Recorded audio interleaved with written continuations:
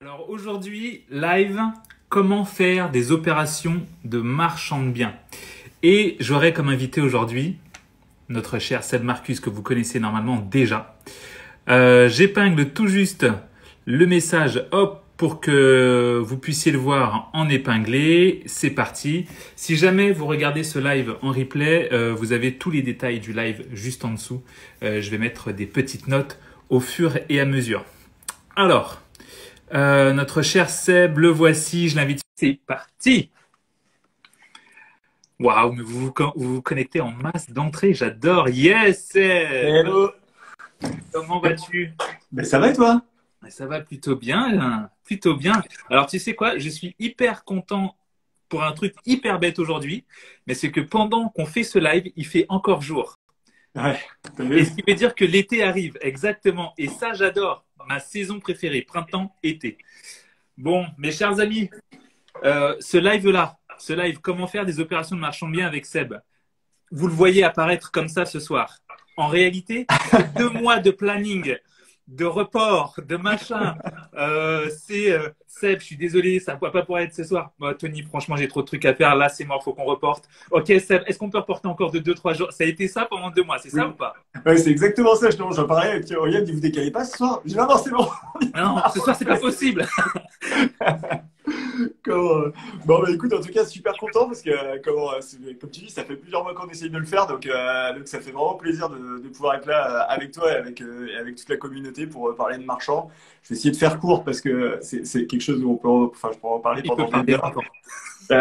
Le dernier qui m'a invité dans son groupe privé, on a passé 4 heures, je crois, 4 heures avec toute son équipe à discuter, à moi parler, l'échange questions-réponses. Donc j'ai prévu une bouteille d'eau. Ça durera Pareil. comme ça durera. Écoute, c'est bon, on y est.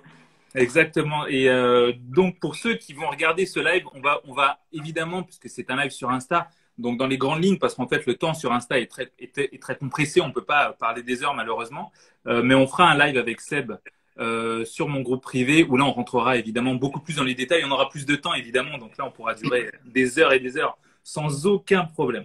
Bon, alors, pour commencer très rapidement, est-ce que tu peux te présenter en 1 ou 2 minutes? Ouais, je vais faire vite. Donc moi, Sébastien. Hop là, Sébastien. Donc je suis vraiment focus dans l'immobilier ou le BTP. Je suis ingénieur bâtiment de base, tu vois. Vraiment, j'étais fait pour ça. Derrière, je suis rentré dans la maîtrise d'œuvre d'exécution. Donc si tu veux, je fais des opérations de logement. En tant que maître d'œuvre, c'est-à-dire que on pilote des opérations de 50 à 300 logements. Donc là, mais la boîte est développée. On est plusieurs. J'ai développé un parc locatif suite à ça. C'est-à-dire que voilà, l'immobilier, ça me passionnait, etc. L'investissement en général, vraiment en tant qu'investisseur, Ouais. donc un peu comme toi, hein, tu fais. Donc j'ai continué à avancer, etc. Mais voilà, le réseau, etc. Tu sais ce que c'est que la culture des réseaux, c'est l'île d'Orient. La culture du réseau et j'ai continué à avancer, les affaires continuent à arriver et du coup avec mon associé on s'est dit pourquoi pas continuer marchand de biens pour développer un peu le truc si tu veux. Et donc je me suis développé marchand de biens comme ça. Du coup maintenant ça fait plus de 5 ans et suite à ça en fait suite aux demandes j'ai eu pas mal de demandes, on va dire, d'accompagnement, mentorat, et j'ai développé un club dans toute la France où on bosse tous ensemble. Et donc voilà, c'est plutôt cool parce que du coup, on va dire que j'ai plusieurs faisceaux d'immobilier en général. Et donc c'est plutôt cool parce que je suis quelqu'un qui aime bien faire des choses différentes et ça, j'aime pas être toujours dans le même move. Et du coup, voilà, je m'éclate à faire tout ça. Donc voilà, j'ai essayé de faire court. C'est parfait. C'est parfait, Seb. C'est parfait. D'ailleurs, pendant que avant de me présenter à ta communauté, je vais rajouter un petit truc intéressant parce que tu viens justement de parler de réseau. Il faut savoir que Seb et moi, nous ne nous connaissions pas il y a de ça quelques mois. Et c'est une personne de mon groupe privé, Audrey, qui m'a longtemps parlé de toi. Et elle m'a dit, il faut que tu rencontres Seb, il faut que je te le fasse rencontrer, il faut que vous vous parliez. Tu sais, moi, quand les gens me disent ça, je suis là, oh non, oh non, je veux pas. Parce que je me dis toujours, non, ils veulent qu'on se rencontre, mais en vrai, ça va jamais le faire. Et en fait, Audrey a une excellente idée de nous présenter parce que quand elle nous a, elle est sur le chat, d'ailleurs, je la vois là, quand elle nous a présenté, on s'est téléphoné et je crois qu'on est resté, je sais plus, mais on est resté longtemps, 1 heure, Ouais, 3 heures, je crois, dans 2 heures et 3 heures demie, au 3 heures, téléphone. deux Je, heures et je demie, me 3 heures. rappelle que ça coupait. À chaque fois, au C'est bout ça. d'1 heure ou au bout de 2 heures, je crois que ça coupe. Et là, on s'est dit, ah ouais, là, on se parle depuis très longtemps. très très longtemps. Et pour me garder au téléphone, ou j'imagine aussi te garder au téléphone aussi longtemps, faut vraiment que ça accroche. On était blessés tous les Oui, deux. c'est vrai. Et du coup, on avait un peu plus de temps. Il y a des choses qui se sont annulées entre nous qu'on pouvait pas faire. Et comme quoi, voilà, il y a toujours, il y a un destin, hein, il y a des choses qui doivent se faire. C'était le cas. Et voilà, donc en tout cas, super rencontre. Ouais, exactement. Non, super rencontre parce que pour le coup, on s'est rendu compte que l'on avait plein d'atomes crochus. On s'est rendu compte que on avait des objectifs en commun aussi par rapport à ce que l'on souhaite faire quasiment au niveau national et autres. Donc, franchement, c'était une rencontre. Mille merci à Audrey de nous avoir mis en relation parce que ça, voilà, la force du réseau. Là, pour le coup, vous en avez un exemple très clair juste là. Pour me présenter rapidement, pour qu'ensuite on puisse passer à ce live sur les opérations de marchand de biens, je vais me présenter à ta communauté. Donc, je m'appelle Tony Jazz. Les gens, généralement, façon de parler, mais me connaissent un peu plus par rapport à ce que j'ai pu faire sur la création de musique de campagne du président Barack Obama et après avoir été conseiller notamment du Premier ministre et maire de Bordeaux, Alain Juppé. Par la suite, j'ai développé des activités. Moi, je viens d'un milieu très éloigné de la musique et après du marketing. Et par la suite, j'ai développé des activités de conseiller en marketing de crise, ce que je fais toujours d'ailleurs aujourd'hui. Pour vous la faire très simple, en gros, quand une grosse société a des problèmes compliqués, l'exemple que je donne généralement, c'est l'exemple des yaourts. Hein. Vous vous appelez Danone, vous fabriquez des yaourts. On trouve des morceaux de verre dans vos yaourts, et ben c'est quelqu'un comme moi que vous appelez pour venir régler le problème en 24 ou 48 heures. Tout simplement parce que si jamais ça continue, les actions boursières et tout ce qui s'ensuit peuvent baisser énormément. Et donc, du coup, je fais ça généralement pour des industries assez complexes ou lourdes, type armement, pétrochimie, nucléaire, ce genre de boîtes. Et en plus de ça, eh bien, j'ai cette activité que tout le monde voit, que tout le monde généralement connaît aussi sur les réseaux sociaux, où je donne des conseils aux gens, que ce soit pour investir, pour entreprendre, ou des fois pour changer de mindset. Et vous allez voir que sur ce live-là, on va notamment en parler. Donc, maintenant, enfin, on peut faire ce live, Seb. Je sais à quel point je suis content. Enfin, on peut en parler. Et tu sais quoi? Live très intéressé pour moi parce que oui, je fais de l'immobilier, mais je ne fais pas de marchand de biens. Donc, du coup, je sais que ce soir, je vais même apprendre des choses, ce qui est génial. Donc, imaginons. Alors, pour déjà faire juste une petite introduction, puisque j'en parlais cet après-midi à quelqu'un, on parlait d'immobilier, je parlais d'immobilier à quelqu'un qui n'avait jamais acheté, et que je vais expliquer qu'en fait, acheter dans l'immobilier, c'est quelque chose de vraiment très simple. Certes, quand tu es formé, tu fais des erreurs, tu évites certaines erreurs, mais quand tu n'es pas formé, effectivement, là, tu peux faire des erreurs, mais d'une manière générale, l'immobilier est quelque chose dans lequel on ne perd jamais vraiment. Donc, même si vous faites des erreurs, ça ira. Après, si vous n'avez jamais acheté en immobilier, sachez que vous pouvez même apprendre des choses sur ce live. Donc, ne vous inquiétez pas. Effectivement, les opérations de marchand de biens, c'est le niveau ultime avec la promotion au niveau immobilier. Mais c'est quelque chose qui reste quand même passionnant et pour le coup, c'est une échelle qui est très intéressante. Alors, pour le coup, en marchand, c'est un peu l'inverse. Hein. On parle souvent des grosses réussites en marchand de biens. On parle très peu des échecs parce que, comme d'hab, hein, les gens qui perdent ont souvent pas tendance à le dire, ce qui est dommage parce que bon, c'est comme ça qu'on fait progresser les autres. Mais le métier de marchand de biens est un métier où on peut perdre de l'argent parce qu'il y a des aspects en fait juridiques et fiscaux qui font que si c'est pas bien appréhendé dès le départ, et en fait on est plutôt en mode projet. Tu sais, quand tu investis sur 15, 20, 25 ans suivant le temps de ton crédit, puis tu peux garder le bien sûr plus longtemps ou moins longtemps, mais en tout cas, ta vision, c'est celle-ci. En marchand de biens, c'est beaucoup plus court que ça. C'est-à-dire que soit tu as le cash et là, tu as 5 ans devant toi, soit si tu n'as pas de cash, tu as 2 ans. En fait, souvent, la banque te prête entre 12 et 24 mois. C'est-à-dire qu'entre ces 12 et ces 24 mois, il faut que tu achètes le bien, il faut que tu fasses ton projet, suivant lequel il est, si tu as des travaux, il faut que tu revendes. Pour ceux qui font de l'immobilier, vous savez que l'immobilier, c'est long. Et aujourd'hui, aller dire que en 12 mois ou en 24 mois, tu vas sortir ton opération, il faut être préparé. C'est-à-dire que tu ne te lances pas comme ça, du jour au lendemain, dans le marchand de biens, sans y être préparé. Je dis pas que c'est plus compliqué. Attention, hein, c'est pas plus compliqué que le locatif, etc. C'est toujours la même chose, c'est qu'il faut s'y préparer. Et l'horizon est beaucoup plus court. Donc c'est-à-dire que il faut être en mode projet et il faut pouvoir y passer le temps qu'il faut. Parce que tu peux pas te dire j'attends 3 mois de plus, c'est pas grave, en attendant j'ai pas le loyer. Là non, c'est la banque qui te rattrape et ça va beaucoup plus vite, quoi. Ouais. Alors, est-ce que tu pourrais définir le marchand de biens à un enfant? Alors, c'est marrant parce que mon fils, une fois, j'avais fait une story là-dessus, en passant, il dit: ah, mais papa, c'est ça, tu fais agent immobilier? Tu sais, et je lui dis, non, ben, c'est pas exactement ça. Alors, je ne veux pas critiquer les agences immobilières parce qu'on travaille avec eux, il y en a qui sont super performants. Mais en fait, un agent immobilier, pour prendre le parallèle, parce que souvent, bah, c'est là où un enfant, il va pas comprendre la différence. Donc, c'est pour ça que je vais prendre celui-là. Euh, En fait, un agent immobilier, il met en contact deux personnes, un acheteur, un vendeur, et en gros, il est apporteur d'affaires pour l'un ou pour l'autre, avec un mandat, et comment il est là pour la négociation, bon, suivant qui, voilà, et qui évite que l'acheteur et le vendeur se voient, ou alors ils peuvent se voir, mais bon, en gros, voilà, on va dire, il prend une marge pour avoir mis des gens en contact. Voilà. Okay, voilà, ça c'est le job de l'agent immobilier. Certains sont un peu meilleurs, vont un peu plus loin, etc.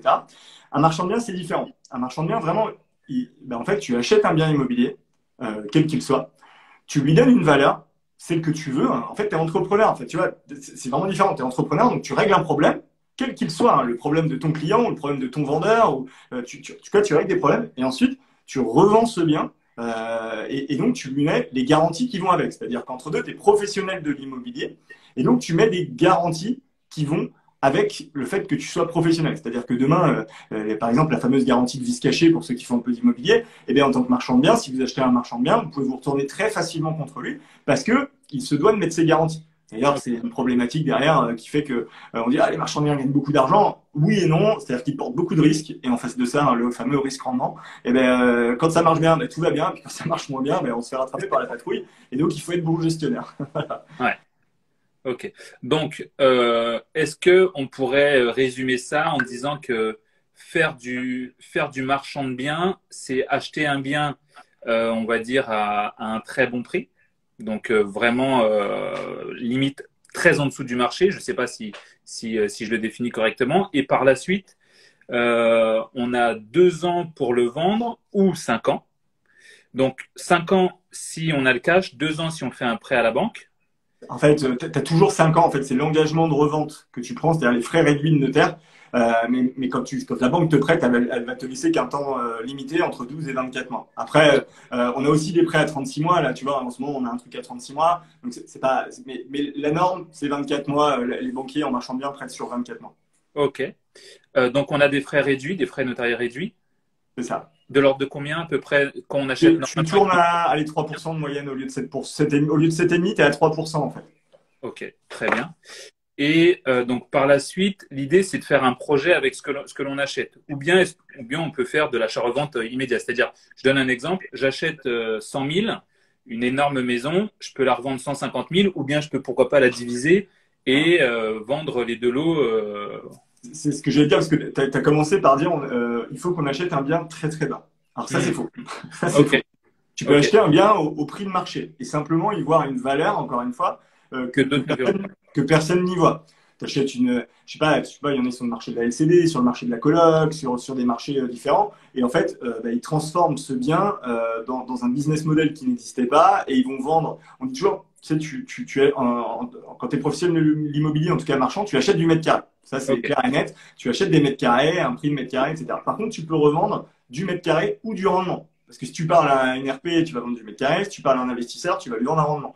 Et donc là, tu peux vendre plus cher que le prix mètre carré si le rendement est bon parce que tu as amené ta valeur, ton savoir-faire pour tout simplement pour l'aider, amener ton savoir, ton expertise pour l'aider à modéliser ça, ton expérience aussi parce que tu peux avoir fait, on vous entend pas bien, ah mince. si vous nous entendez bien, est-ce que vous pouvez le mettre dans le chat? Vas-y, continue. Ouais.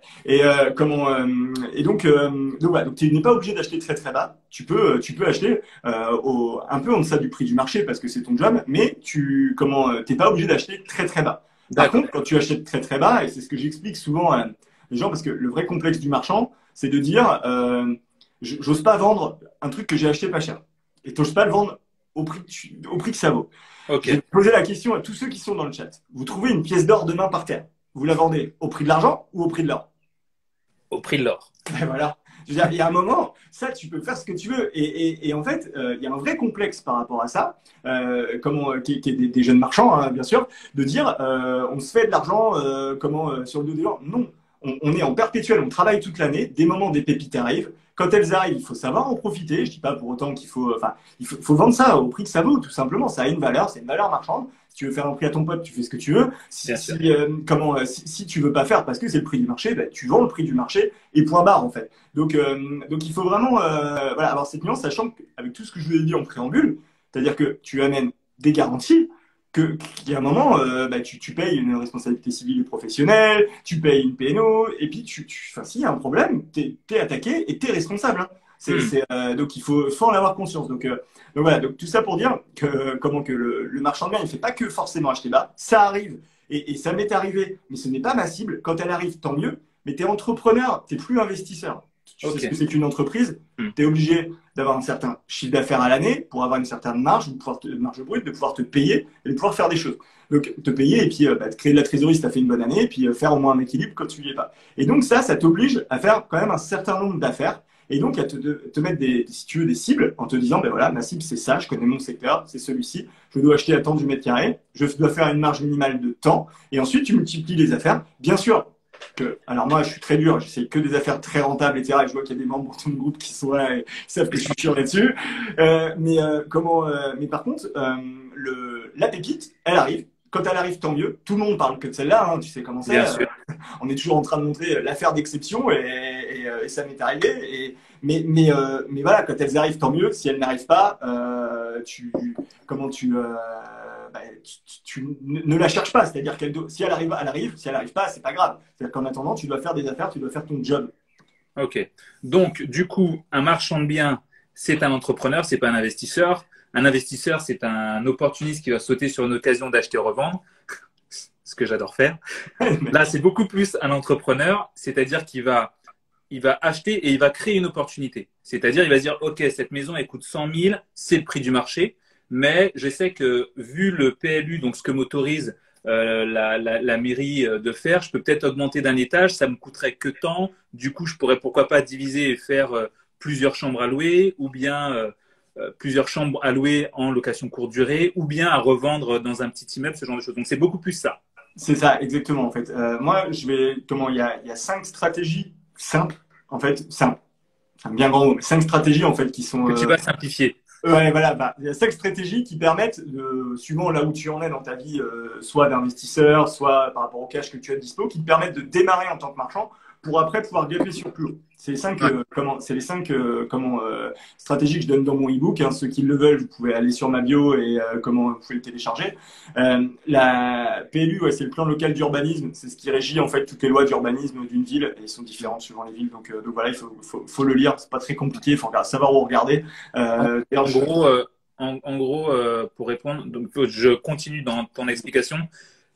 Dans une ville, le PLU, c'est ce que sort la municipalité pour dire, nous, dans notre ville, tous les toits doivent être marrons. Dans notre ville, il ne peut pas y avoir de maison plus de 12 mètres. Dans notre ville, sur un terrain que vous avez, vous ne pouvez occuper que 10% du terrain, tout le reste doit être vert. C'est en gros une règle qu'a chaque ville et il faut le lire en fonction de la ville. Ouais, exactement, voilà, ça régit toutes les règles d'urbanisme qu'il peut y avoir. Il y a des trucs beaucoup plus chiants que ça, mais c'est pour ça qu'il faut savoir trier. D'ailleurs, dans le bouquin, je vous dis où regarder dans les articles et tout pour éviter de s'y perdre, parce que ça arrive des moments ça peut être un peu relou. Et donc voilà, les cinq choses que je peux conseiller, en tout cas à ceux qui veulent démarrer, sans aller sur des trucs beaucoup plus costauds que je vous dirai après, la première, c'est ce que j'appelle, c'est compliqué à mettre en place, mais par contre, du coup, ça permet à quelqu'un qui a pas ou peu de cash de démarrer en fait. Et ça, c'est sur peu de cash parce qu'il en faut toujours un petit peu. Et c'est ce que je vais appeler la stratégie du flip parfait. Alors j'ai appris il y a très peu de temps que ça venait d'Amérique parce qu'en fait en Amérique on appelle ça un flip quand on fait un achat-revente. Et comment je savais pas, et je te jure quand j'ai sorti ce nom-là, je savais pas. C'était moi. Et donc le flip que j'appelle parfait, mais il peut être sur quelques jours, c'est l'achat-revente dans la journée. C'est-à-dire que tu achètes le matin et tu vends. En fait, tu sors pas, si tu veux, chez le notaire et tu vends juste après. Moi, ça m'est arrivé d'acheter, les gens sortent et en fait, juste derrière, mon acheteur arrive, achète et moi après, je sors et j'ai été propriétaire 10 minutes, enfin 1 heure, le temps de la signature. C'est vraiment la stratégie qui marche le mieux. Par contre, elle demande une très très grosse préparation. En amont, je vous parlais de mode projet. Là, vous imaginez quand d'habitude vous avez 2 ans, là vous avez 1 heure. Donc, il faut avoir tout réglé en amont, avoir une vraie stratégie commerciale avant même d'avoir trouvé les biens. Et ça, c'est vraiment le plus dur. Tu es vraiment entrepreneur là. Mais pour le coup, c'est quelque chose qui te permet de démarrer, de générer de la trésorerie très rapidement, de générer de l'expérience, de la crédibilité vis-à-vis des gens autour de toi. Et en fait, c'est celle qui te permet vraiment d'accélérer. Ensuite, la deuxième, c'est, enfin deuxième, la deuxième que je vais vous présenter, c'est la division d'immeubles. C'est le rêve de tout marchand de biens. Tous ceux que je rencontre, c'est je veux diviser un immeuble, tu fais de la division, tu fais de la vente à la découpe. Oui, j'en fais. C'est le plus chiant, c'est le plus dur, et c'est pas ce qui rapporte le plus. C'est ce qui fait rêver. Mais c'est pas du tout, ça c'est vraiment une idée reçue sur le fait que ça puisse rapporter le plus. Est-ce que tu peux expliquer pourquoi ça ne rapporte pas ou pas, c'est pas que ça ne rapporte pas. Pourquoi est-ce que les gens le rêvent trop, peut-être? C'est ça. Ils le rêvent parce que c'est beau de dire j'ai vendu 7 lots, j'ai vendu 7 apparts, tu vois. C'est vrai que tout de suite ça fait rêver. Tu te dis j'ai acheté un immeuble, je l'ai rénové, je l'ai revendu, j'ai vendu à 7 personnes différentes. Et déjà t'entends bien, tu vois, j'ai vendu à 7 personnes différentes. Tu as 7 clients, quoi. Tout de suite, ça devient chiant. Ouais. Ensuite, souvent. 7 personnes à trouver, moi, c'est ce que je vois en premier. Eh oui, c'est ça. C'est encore plus dur. Le plus dur étant, alors, tu sais, comme tout client, le plus dur, c'est l'attraction, c'est d'avoir le client. Les biens, petit à petit, ils arrivent. Mais trouver des clients, c'est compliqué. Et donc, quand tu divises, souvent en plus, si tu achètes ce bien et que tu dois le diviser, tu as plein de contraintes à la con. Tu vois, les parkings, les concessionnaires, tu as des problématiques de requalification, etc., et qui se multiplient. Et requalification dans les jeux de TVA. Et en fait, ça devient vraiment de plus en plus enfin, c'est pas que c'est compliqué, c'est que aujourd'hui en face de toi, en plus, tu as des investisseurs qui viennent acheter du rendement, qui savent se positionner.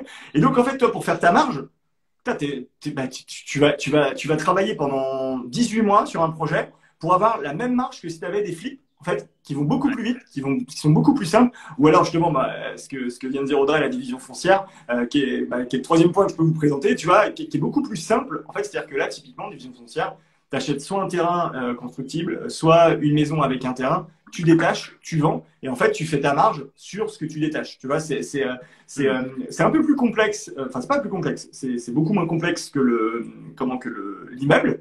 Mais par contre, là, pour le coup, tu as quelques problématiques qu'il faut bien connaître, fiscales et juridiques. Mais une fois que tu les connais, c'est pas hyper complexe. Il faut les connaître. Après, il faut, par contre, c'est des produits aussi que tu portes. C'est-à-dire que tu n'as pas le choix. Tu as des conditions suspensives qu'il faut que tu lèves une fois que tu es propriétaire. Et donc, tu ne peux pas faire ce qu'on appelle en flip. Tu es obligé de porter tes projets pendant entre 6 et 12 mois pour l'obtention des permis de construire sur les terrains que tu vends derrière.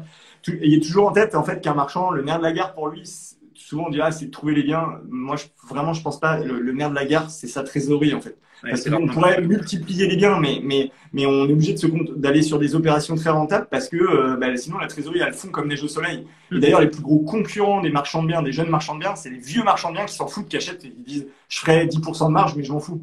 Tu vois, c'est une concurrence qui est horrible parce que eux, ils s'en foutent. Voilà, leur vie, elle est faite. Ils s'achètent pour s'amuser, enfin pas pour s'amuser, mais pour passer le temps, on va dire, et garder leur réseau. Donc, c'est une concurrence qui est la plus compliquée aujourd'hui pour nous. Donc ça, c'était la troisième, la division foncière. Ouais. La quatrième, ça va être les ventes aux enchères ou ventes sous tutelle.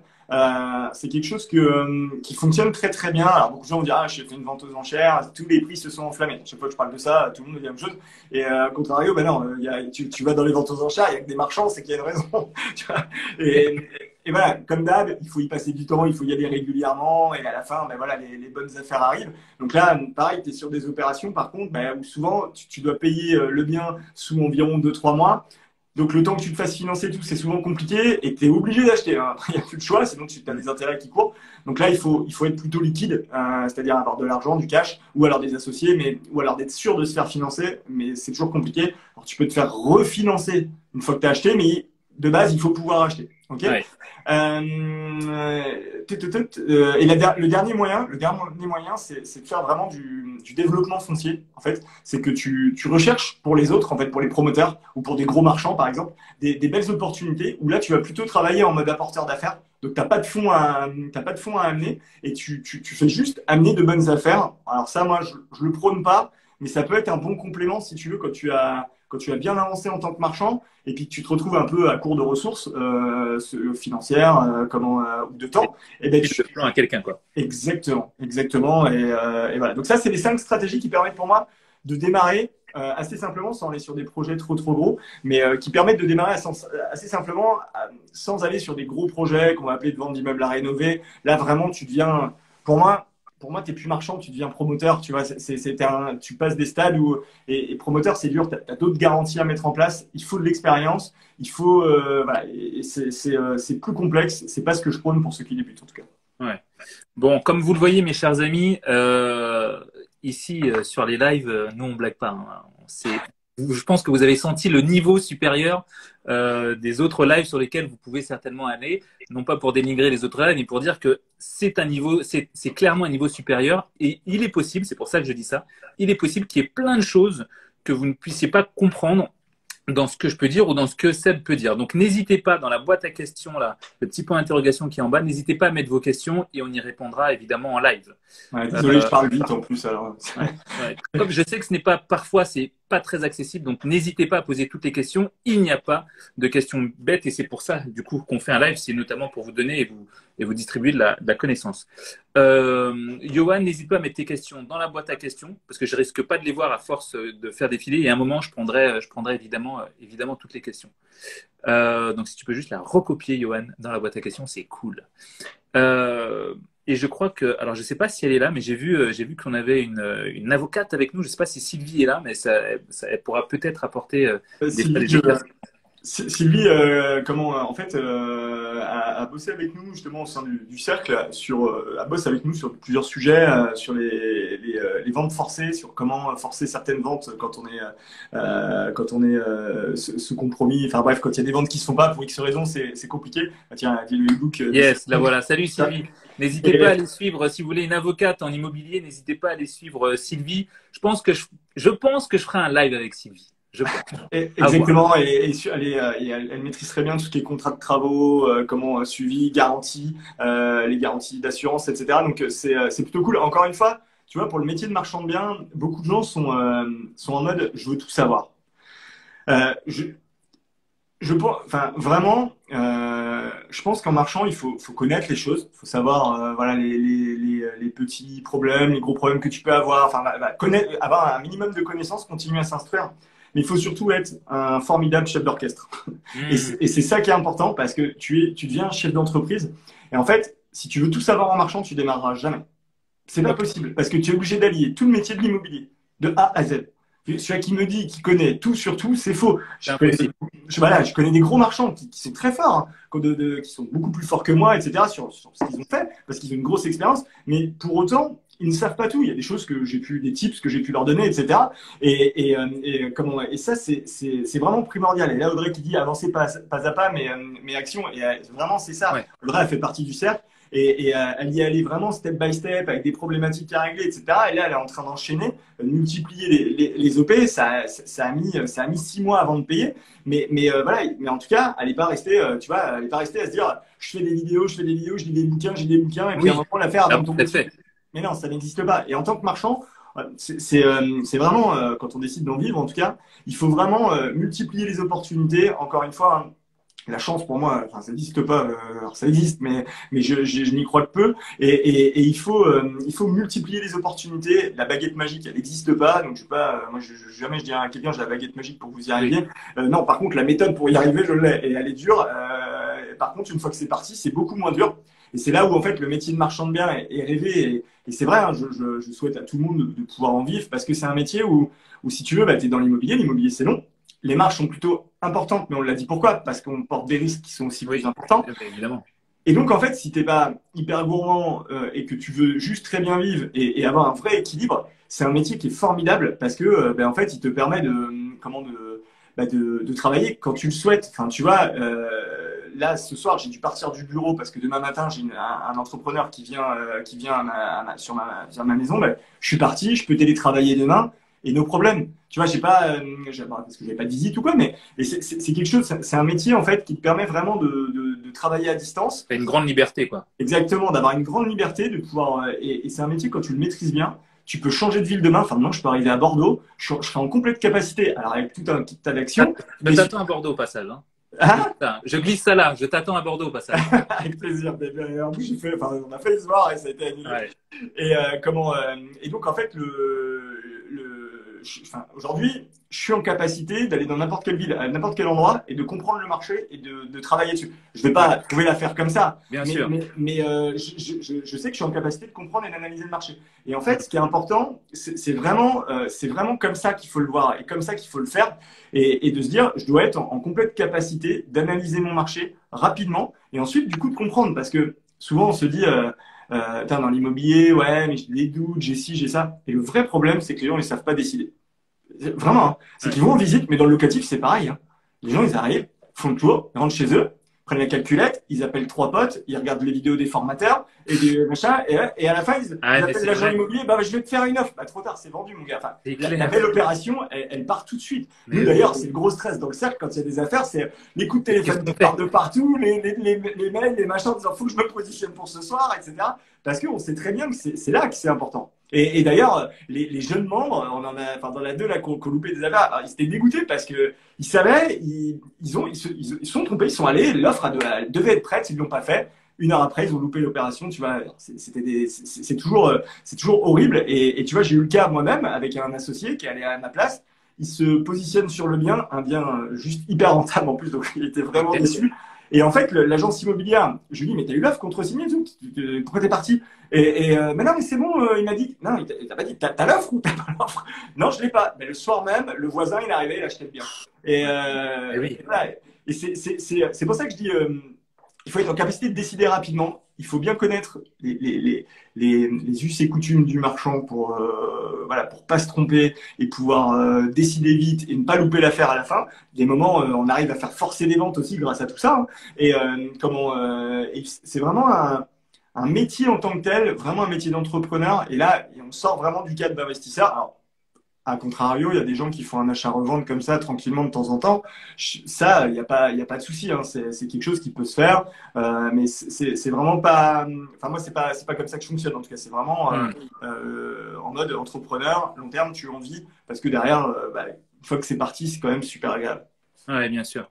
Euh, je vais reprendre certaines choses que tu as prises là. Aurélie, n'hésite pas à mettre ta question dans la boîte à questions. On y répondra juste après. Je vois qu'il y a Cédric qui est là. Mais Cédric est un ami à moi et incroyable. Et du coup, qui est aussi au cercle. Donc ça, je trouve ça formidable. Alors, je vais juste reprendre certaines choses un peu au-dessus que tu avais dit. Alors, déjà, sur ce que tu me disais sur Audrey, justement, qui avançait. Et ça, c'est un très bon truc. Effectivement, il faut savoir apprendre et avancer en même temps. Parce que regarder sans jamais passer à l'action, ça c'est un truc qui casse. Et pour le coup, à chaque fois qu'Audrey visitait ou faisait des trucs, elle me tenait au courant, elle me disait ok, j'ai vu ça, on fait ça avec Seb. Enfin, donc du coup c'est super parce que j'ai son avancée au fur et à mesure et du coup je suis hyper heureux parce que je sais d'où elle part et de ce qu'elle fait hein, et je sais où est-ce qu'elle va aller et du coup je vois chaque étape et du coup ça me remplit de fierté donc c'est super cool. Là maintenant, juste sur parce que tu vois, tu as dit un truc hyper intéressant, notamment sur le fait que il faut être accompagné. J'ai envie de dire, si jamais demain j'ai envie de me lancer en marchand de biens, euh, quelles sont les personnes que je dois avoir autour de moi pour être sûr d'être plus ou moins bien accompagné, sachant que j'aurais pas tout le monde d'un coup, mais si tu devais faire une dream team des métiers autour du marchand de biens, ce serait quoi? Les métiers, on va dire, obligatoires, c'est notaire. Il faut Ok. absolument, tu vois, avant que les gens trouvent des opérations, moi, je les envoie déjà voir des notaires, être sûr qu'ils aient un notaire qui soit en capacité. Pourquoi? Parce que le métier de marchand est un métier mal vu, hein. Moi, je prône le fait de professionnaliser ce métier, de redorer le métier du marchand de biens, hein, et vraiment, c'est là-dessus que je travaille. Mais sauf que les notaires, ben, on garde ça en tête. J'imagine que même dans leurs études, on leur dit attention, attention, attention. Tu Le vois. marchand de biens. Ouais, non, mais vraiment, hein, parce que clairement, enfin, il y a vraiment des véreux et je sais comment ça se passe et je suis pas là pour parler de ça, donc, il y a des choses qui se font qui sont pas bien et donc du coup, bah, ils sont très méfiants. Donc c'est-à-dire que le problème, c'est que des moments, même si tu trouves une affaire de marchand de biens, eh ben, ton notaire va te refuser. Enfin, on a eu le cas, hein, je te jure. Donc, faut vraiment, voilà, c'est quelque chose qui se travaille. Ensuite, je vais pas dire que c'est un avocat, mais c'est d'avoir des avocats spécialistes dans leur domaine. Tu vois, Ok. Sylvie, quand on a échangé, je dis, c'est quoi ta spécialité, Sylvie? C'est pas, allez, je sais tout faire. Tu vois, les avocats qui savent tout faire, souvent, en fait, bah, dès qu'ils ont un problème, ils retournent dans les bouquins, mais il n'y a pas Ouais. d'expérience derrière et c'est pas top. Donc, il te faut des avocats spécialisés dans l'urbanisme, dans la vente, dans les créations de sociétés, l'aspect juridique, hein, est important. Ensuite, il te faut un comptable, parce que les comptables sont, on parle, il y a beaucoup de problématiques de TVA, dans le marchand. En fait, soit t'es en exonération de TVA. En fait, c'est comme les brocantins. Ok. T'es marchand de biens. Non mais c'est con, hein, c'est Ouais, vraiment ça. ouais. C'est la même fiscalité et c'est le même statut. C'est-à-dire que demain, moi, avec ma boîte, je peux vendre des objets d'art, tu vois. Ouais. Et donc, en fait, soit tu es à l'exonération de TVA, c'est-à-dire que tu achètes, tu revends un bien, soit tu es à la TVA sur la marge. C'est-à-dire que, bon, c'est le calcul est un peu complexe, hein, je vais pas vous le faire là. D'ailleurs, de tête, même il est chiant. Moi, j'ai des tableaux Excel qui font, hein. Ils Non, font tout seuls. voilà. Ensuite, sinon, tu es à la TVA sur prix total. Donc, tu as bien compris qu'il te faut voilà, un comptable qui est là, qui est solide, qui est à côté de toi et qui va Bien t'éclaircir là. sûr. Euh, comment, euh, et ensuite, une fois que tu as ce triptyque-là, normalement, c'est OK. Après, il va falloir on va dire un réseau. Alors, je peux dire, dans ce réseau-là, ça va être plutôt soit des agences immobilières, soit des apporteurs d'affaires qui traînent un peu partout, ou toi-même qui traîne un peu partout, hein. Et ça, voilà, pour moi, c'est la clé. C'est la clé des gens qui doivent être autour de toi et t'entourer pour ne pas aller au carton rapidement. Alors, faut savoir que ces gens-là, c'est des gens aussi qui sont débordés, c'est des gens les notaires en ce moment, ils sont sous l'eau. Quand tu démarres, ils vont mettre du temps avant d'obtenir ta confiance, en fait. C'est normal. Enfin, tu Mais le oui. sais, les gens ils donnent pas leur confiance comme ça. Faut prouver. Et tu vois, moi, mon notaire, il a mis plus d'une année à dire, bah, c'est bon, maintenant je bosse avec Seb, je lui fais confiance. La clerc de notaire, elle doit aller. Alors, c'est pas qu'elle doit aller plus vite avec moi, mais quand mon mail arrive, elle sait que souvent, il faut que ce soit rapide, etc. Et ça y est, si tu veux, la confiance, c'est gagné. Et ça, grâce à quoi? Grâce au flip, hein, et l'achat-revente dans la langue. Et ça, en fait, c'est vraiment une clé parce que bah, tu multiplies les opérations, tu multiplies ta crédibilité.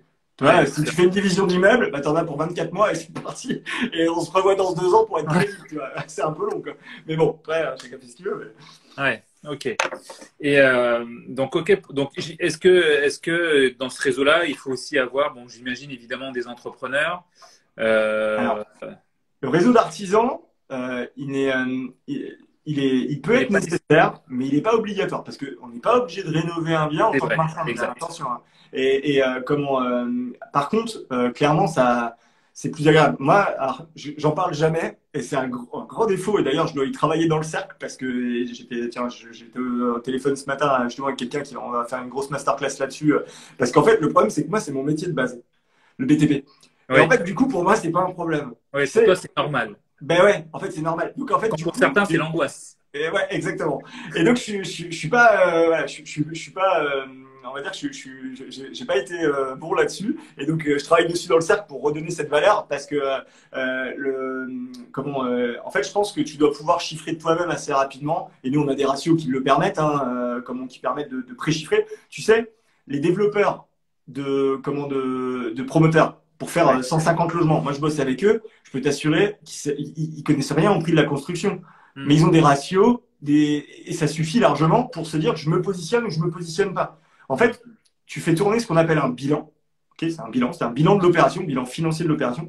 Et dedans, en fait, tu as des ratios qui te permettent, suivant ce que tu dois faire ou pas faire, de dire j'ai un montant de travaux. Après, l'équipe travaux qui va venir, pour ça que je te dis que c'est pas obligatoire parce que plus tu avances, enfin, et moi c'est mon métier de base, mais je le prône. Il faut prendre des gens qui sont spécialistes. Tu sais, il faut prendre un mec de la technique et tu prends un bon maître d'œuvre et ça te suffit en fait. Le bon maître d'œuvre, lui, il a ses équipes, c'est son job de faire du réseau, d'avoir des bonnes équipes et de s'assurer de la réussite du projet. Tu vois, moi j'ai des clients à moi en maîtrise d'œuvre. En maîtrise d'œuvre, ils connaissent rien à la construction, ils nous font totalement confiance. Ouais. On leur chiffre, on leur dit voilà, l'opération elle va coûter tant, etc. Et ok, en fait, ils cherchent pas à comprendre. Eux, leur bilan, c'est à l'aspect développement, faut trouver le bien. Tu as Ouais. l'aspect juridique, ok, bah, tout ce qui va au-dessus, les garanties, les assurances, etc. Tu vas avoir l'aspect fiscal, les jeux de TVA, etc. Après, tu vas avoir l'aspect technique. Tout ça, à chaque fois, ça peut être délégué, hein. Tu vois bien, hein. Et le dernier point, tu as l'aspect commercialisation. Et ça, c'est pareil, ça peut être délégué. Sauf qu'il faut Ok. savoir que, en fait, il faut savoir que dans le métier, en général, ceux qui gagnent pas, je ne veux pas dire forcément le plus d'argent, mais en termes de risque et argent et marge générée, les commercialisateurs pardon, sont ceux qui sont souvent beaucoup plus rémunérés, hein. En gros, ils sont entre 5 et 10% de marge sur le prix de vente. Toi, tu vas travailler à 25-30, eux, ils vont prendre 10, mais eux, ils prennent pas de risque, ils mettent pas de garantie, et nous, Ouais, on sans prend rien faire. exactement. Enfin, Sans rien sans faire, rien face, faire, sans rien faire quand même. voilà. Par rapport au gars qui En prend tout cas, tous les sans risques. prendre de risque. Sans prendre de Voilà. risque. Ouais. Voilà. Pour moi, quand tu prends pas de risque, t'as rien fait. Mais bon, Ouais, je suis un peu pour d'accord. moi. Hein. Je ne dis pas là parce qu'il y a peut-être des agents Je vais pas te dire immobiliers là qui pour les agents veulent. immobiliers qui nous écoutent. On Voilà. vous aime. Paix et amour. Tu as dit un truc aussi que je trouve très bien, c'est sur la capacité à être réactif quand une opération se présente à nous. Ce que je pourrais, alors je ne sais pas s'il y a des joueurs de poker ou bien des joueurs d'échecs sur ce live ou qui nous écoutent en replay, mais j'ai une tendance à un peu comparer les deux dans le sens où le joueur de poker, s'il fait une erreur, elle est fatale. Le joueur d'échecs, s'il fait une erreur, il peut peut-être se rattraper. Et j'ai l'impression qu'être un marchand de biens, c'est être un peu un joueur de poker. C'est-à-dire que si tu as raté l'opportunité, c'est fatal. C'est-à-dire que tu ne peux plus jamais, enfin, tu ne pourras pas retrouver celle-ci en tout cas sur la main que tu as, quoi. Mais c'est Est-ce que c'est un exactement ça. Ouais, c'est exactement ça. C'est-à-dire que d'où l'intérêt de se préparer, en fait. Enfin, comme tout entrepreneur, hein, dans tout business, mais si tu te prépares pas, en fait, tu vois, des opérations en tant que marchand, moi, tu vois, en ce moment, je crois que je dois avoir 10 opérations en même temps. Mais moi, Ok, attention, hein, ça fait longtemps, etc. bien sûr. Gros réseau, je suis pas, j'ai des associés, etc. Ah, Donc, ok. Un marchand, globalement, il a 2, 3 opérations en même temps. Donc ça veut dire que tu portes pendant 12, 18 mois. Ça veut dire quoi? Ça veut dire que, t'imagines, tu en trouves une tous les 3, 4 mois.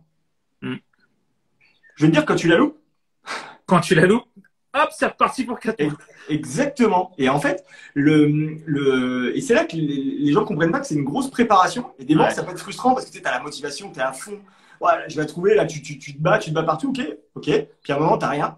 T'as rien. Puis d'un seul coup, t'en as 4 qui vont arriver. En plus, c'est souvent le ouais. cas, hein. C'est souvent. Et, Je vois très bien le truc. c'est par période, tu sais, par exemple, là en ce moment, le mois d'avril-mai est toujours une période propice à l'immobilier, à tout en général, parce que d'ailleurs, même au divorce, au machin, parce que les gens, en fait, ils se refont des projets. Tu sais, Ouais. donc, projet, ça peut être changer de mec ou de nana aussi, Hmm. malheureusement. Et Ouais. c'est voilà. Et donc, les C'est gens une vendent grosse leur période. maison. Et c'est là où il y a des, voilà, il y a des affaires qui se font, et du coup, il peut y avoir une multiplication des opportunités en ce moment. Et en fait, si t'es pas prêt, non seulement à faire les opérations que toi tu pouvais faire, mais avoir des stratégies si jamais, bah, imagine, tu en détectes 4 d'un coup. Si, bah, faut peut-être que tu trouves des associés, il faut peut-être que tout ça. Et ça, ben, ça se prépare en fait. Tu peux Ouais. pas, quand ça t'arrive dessus, sinon, bah, tu laisses passer les opportunités avec tout ce qu'on vient de se dire, bah, tu comprends bien que tu es reparti pour peut-être 3, 4, 6 mois d'attente. Et ça peut être long en fait surtout quand on démarre. Ouais, très vrai. Et du coup, depuis tout à l'heure, tu dis le cercle, le cercle, le cercle. Enfin, moi je sais, mais est-ce que tu peux expliquer à ceux qui nous regardent sur ce live ou sur replay, qu'est-ce que c'est que le cercle? Ah, le cercle, et justement, c'est marrant parce que j'ai eu la discussion en fait ce week-end avec des gens qui sont rentrés dans le cercle, avec qui on a du coup échangé. Ils étaient avec leur femme, et en fait, c'est un vrai projet de vie. Le cercle, c'est un club où, en gros, si tu souhaites devenir marchand de biens, mais tu souhaites quitter ton job et vraiment faire que ça, et tu pas être juste un investisseur qui va faire quelques allers-retours, ok? Le but, Ouais, c'est vraiment de devenir marchand de biens. Et en fait, c'est un club où on s'accompagne. Je dis bien on, parce que je suis pas tout seul, on est tous ensemble. On accompagne les gens, tu sais, je parle souvent, tu sais, moi, je sais pas si tu le vois sur mes stories, je dis, t'apprends, tu comprends, tu passes à l'action. Et en fait, ouais, je pense que les formations, t'apprends. Les accompagnements, tu comprends. Et nous, ça, forcément, c'est dedans. Et ensuite, il y a plus rien, il y a le passage à l'action, les erreurs. Je dis des choses, des moments qui sont pas cool, que tout le monde enfin voilà, voilà, je suis pas là pour être, je suis là pour être bienveillant. Et quand on est bienveillant, des moments, on doit dire des choses qui font pas plaisir et c'est pas grave. bien sûr, c'est Le, normal. le but étant que les gens progressent et et vraiment qu'ils aillent se confronter, qu'ils prennent les murs, vraiment comme du mentorat, en fait. Ouais, Et en fait, un mentor, c'est pas moi le mentor, c'est le cercle qui est le mentor. Et le cercle, en fait, t'amène des leviers que tu n'as pas. Parce qu'en fait, hmm, en tant que marchand, il te faut des leviers. Et ça, par exemple, si tu n'as pas d'argent, tu peux faire ce que tu veux, tu ne pourras pas faire de marchand de biens. C'est ouais, comme ça, l'apport est obligatoire. C'est pas celle 110% et tout. Donc, eh ben, tu vois, par exemple, il y a du cash qui est envoyé par les membres, par le cercle, par moi, par tout le monde pour s'associer. Donc ça, c'est la partie cash. Ensuite, tu as la partie expérience. C'est-à-dire qu'en marchand, quand tu n'as pas d'expérience, on ne te prête pas. Comme ça, t'as pas d'expérience, bah, tu démarres pas. Sauf là, il y a les banques qui en ce moment qui se lâchent, ils le font, mais ils te prennent des frais juste ouais, incommensurables et voilà, bah, ils prennent les 10 points de marge. T'as 20 points de marge, ils t'en prennent 10 et puis voilà. Et donc en fait, il faut eh ben, nous, en amenant de l'expérience, grâce à ça, ça permet en fait de casser les barrières. Et ensuite, on apporte le réseau aussi et en fait tous les leviers qui te permettent d'aller beaucoup plus vite et d'être en sécurité et de pouvoir avancer step by step avec des gens qui ont déjà fait et qui sont là en train de te dire en fait, il n'y a pas que des gens qui sont là ou des gens qui sont là. il y a vraiment des gens qui sont un peu partout, par contre, qui ont la Ouais. même et unique ambition, c'est de quitter son job, de vraiment kiffer sa vie. Et c'est pas forcément d'être multimillionnaire, etc. Alors, il y en a qui ont cette ambition et vont y arriver, ils sont d'ailleurs déjà très bien partis. Mais il y en a, leur ambition, c'est d'être heureux. Justement, je disais tout à l'heure, de pouvoir reprendre du temps, de s'occuper de ses enfants, et donc c'est vraiment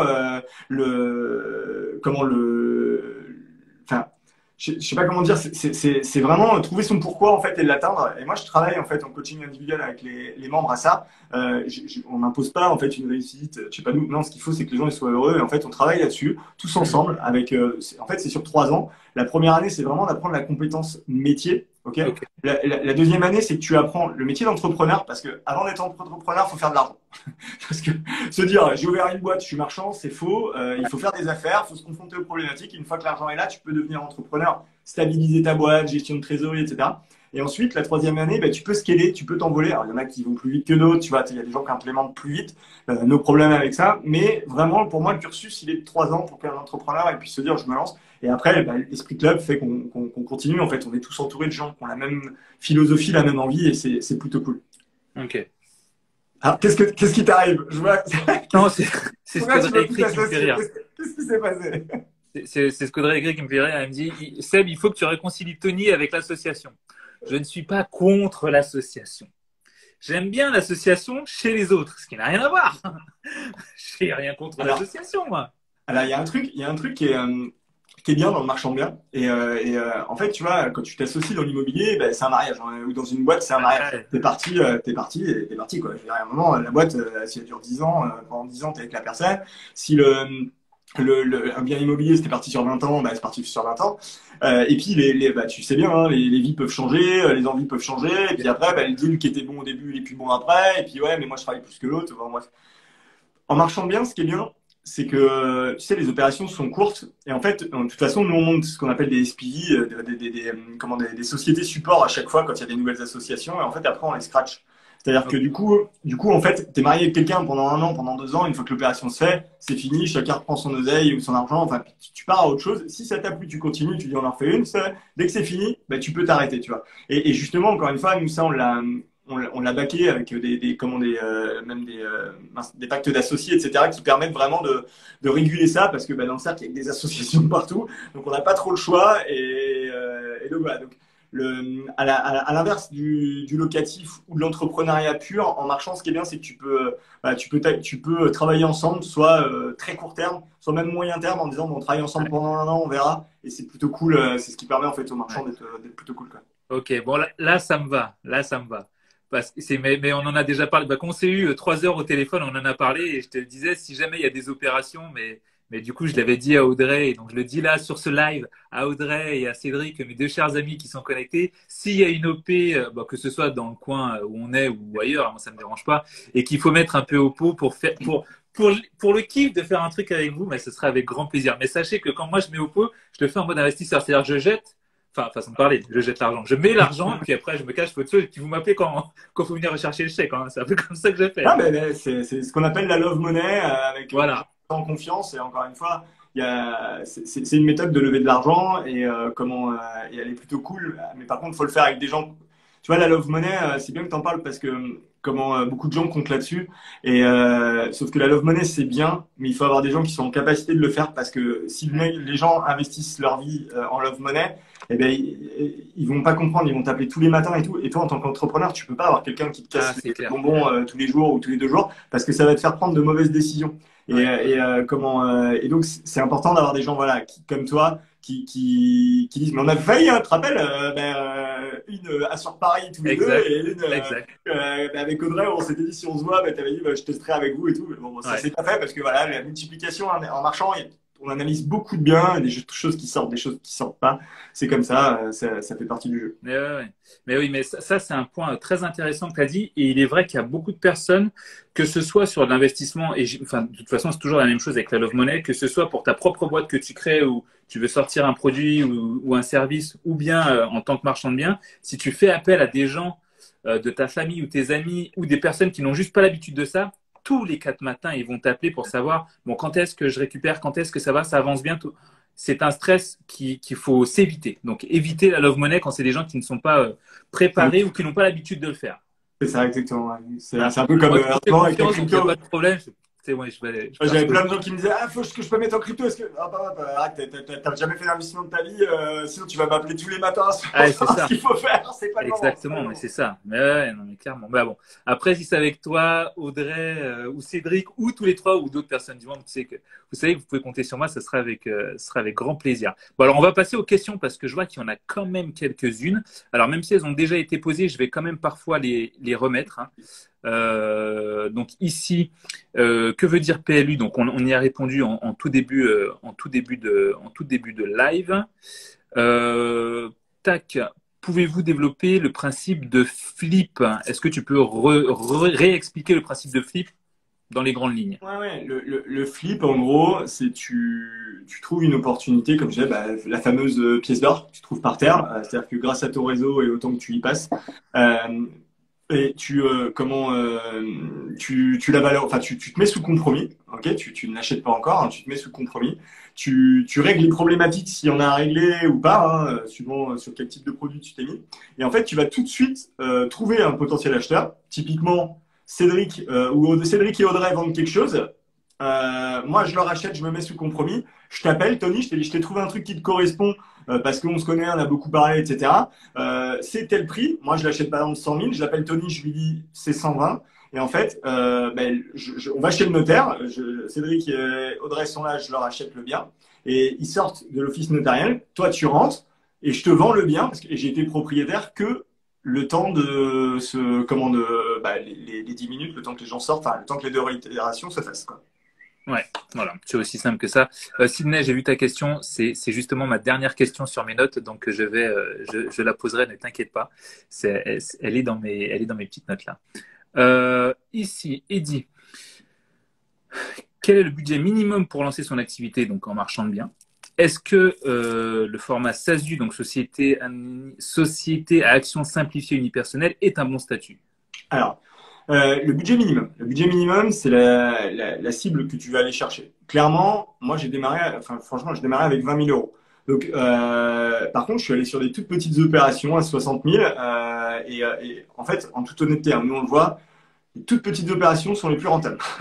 Faut le Ok. dire. Donc, après, ils sont très énergivores parce que tu multiplies les choses. Mais donc voilà. Donc, tu peux démarrer avec peu de cash parce qu'en fait, ils vont pas regarder ton endettement. Tu vois, c'est pas comme dans l'immobilier locatif. On Ouais, s'en bien fout sûr. de ce que tu gagnes. On s'en fout de ce que tu gagnes. Les garanties vont être prises sur le bien et sur toi. Donc, voilà, le cash, il est pas énorme. Et comme on disait, tu peux faire appel à de la love money. T'as des techniques. Donc, même sans cash, en soi, tu es en capacité de démarrer. OK? Ok. Il y a même des affaires qui se font sans apport en tant que marchand. Alors après, bon, merde, les mécanismes sont pas très propres, donc j'en parlerai pas là et j'en parle jamais parce que j'aime pas les choses qui sont pas claires. Ouais. Et la SASU était un bon statut? Oui et non, tu peux le faire en nom propre, tu peux le faire en SARL, tu peux le faire en SASU. Tout dépend de tes objectifs court, moyen, long terme. Ce que tu peux pas faire, tu peux pas le faire en société civile immobilière, tu peux pas le faire en Ouais. SCI. Voilà. Alors à l'époque, il y avait un truc qui disait que quand c'était écrit dans les statuts, tu pouvais quand même le faire. Et il y a des jurisprudences qui sortent là en disant non, quoi qu'il arrive, tu peux pas et tu as des risques de requalification qui coûtent cher. Donc, SASU, SARL, en fait, là, ce qui est bien avec la SAS, c'est que les statuts permettent de faire de monter des deals différents. Et donc, tu as plus de latitude. Mais bon, si tu démarres, tu t'en fous que tu sois en SASU ou en URL, c'est pas très Peu bien. importe. Ouais. Ces frais réduits dont on a parlé, notamment frais de notaire et autres, sont valables pour tous ceux qui font ce type d'opération, c'est-à-dire marchand de biens? Ouais, Oui. oui, en fait, alors pourquoi? Tout simplement, c'est parce que l'État ne prend pas les frais deux fois. Ils savent que tu prends l'engagement de revente. Donc en fait, ils prennent une partie des frais et enfin ils prennent quand même un peu de frais, mais ils vont prendre les frais surtout à ta revente. Typiquement, quand tu Hmm. achètes le neuf, c'est le même principe.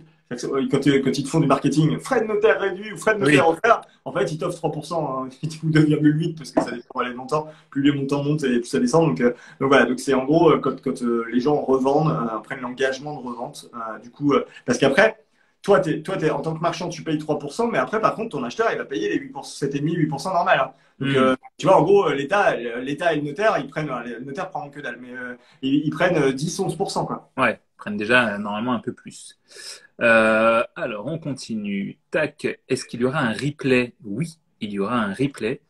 Juste après, vous allez retrouver ce replay sur mon Instagram, dans mes IGTV, et sur YouTube aussi. On continue. Même si on y a déjà plus ou moins répondu, enfin, tu as même déjà répondu à cette question. Quel est le capital pour lancer son activité? Alors, c'est un autre mot. Le capital, si c'est le capital de la société, en soi, tu t'en fous un peu au début. C'est pas nécessaire au début quand tu démarres. Par contre, après, plus tu grandis, plus il est important de faire grossir ce capital. Pourquoi? Parce que c'est une prise de garantie que pourra prendre la banque et pourra presque même t'ouverture ce qu'ils peuvent te donner au bout d'un moment ce qu'on appelle une ligne de crédit, c'est-à-dire qu'ils te dit je prends la garantie sur ta boîte parce que ta boîte elle est capitalisée à 1 million, je te fais une ligne de crédit à 600 000 et t'en fais ce que tu veux. Tac, hop, alors, on est plutôt pas mal. Et les autres questions que je vois là, on y a déjà répondu dans les grandes et petites lignes d'ailleurs. Donc, on est plutôt pas mal. Du coup, arrive la fameuse dernière question que je vais te poser. Il faut savoir que quand j'ai annoncé le live hier soir, il y a beaucoup de personnes lors de notre premier live qui m'avaient dit Tony, je suis Seb depuis et ce qu'il fait, et notamment le cercle, ça m'intéresse. Et j'aimerais bien intégrer le cercle. Est-ce que c'est une bonne chose? Alors, je leur dis que oui, j'ai des gens que je connais qui sont dans le cercle, pas typiquement Audrey, typiquement Cédric aussi. Et donc, ce sont des gens sensés et très travailleurs et très bons. Donc, du coup, je leur fais entièrement confiance. Et en plus de ça, je te fais entièrement confiance. Donc, du coup, eux ont une envie et une motivation justement de rentrer dans le cercle. Donc, je leur ai expliqué dans les grandes lignes ce que c'était et dans les grandes lignes quelles étaient les conditions. Mais rien de mieux que le fondateur pour expliquer à mes abonnés comment rentrer dans le cercle. Bah, écoutez, alors on n'est pas sur des business en ligne hein, où il y a une page de vente et il clique. Alors c'est pas du tout ça parce que c'est un nombre limité de personnes. On est limité à 100 personnes. On a déjà, je sais plus, 75, 77 personnes. Donc il reste 23 places.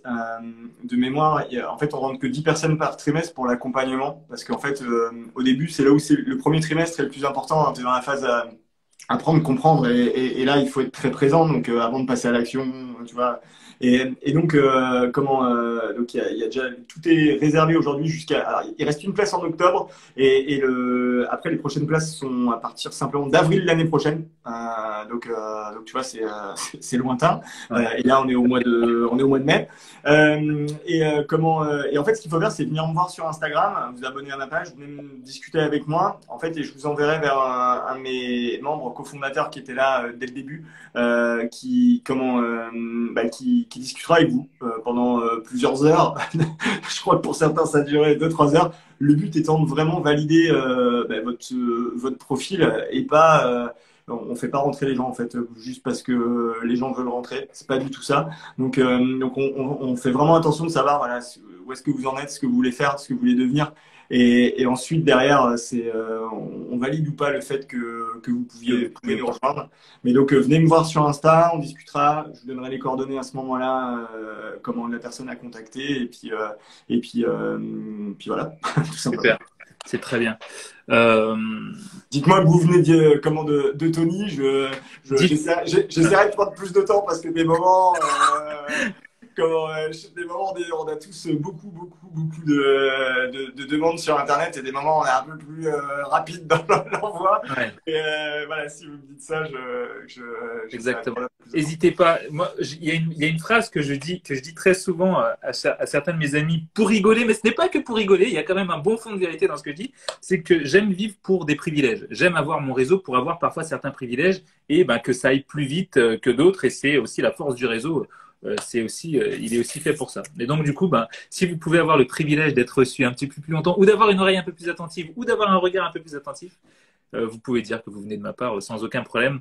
Mes chers amis, alors, j'avais fait ça à fond lors du précédent live qu'on avait fait ensemble, Seb, en disant allez suivre Seb, mais en mode machine de guerre pour qu'il puisse passer un palier. Donc, encore une fois, mes chers amis, sachez que il y a une chose que je dis très souvent, une phrase que je dis très souvent, c'est que je veux la réussite de mes potes autant que la mienne, sinon bah, avec qui je vais voyager.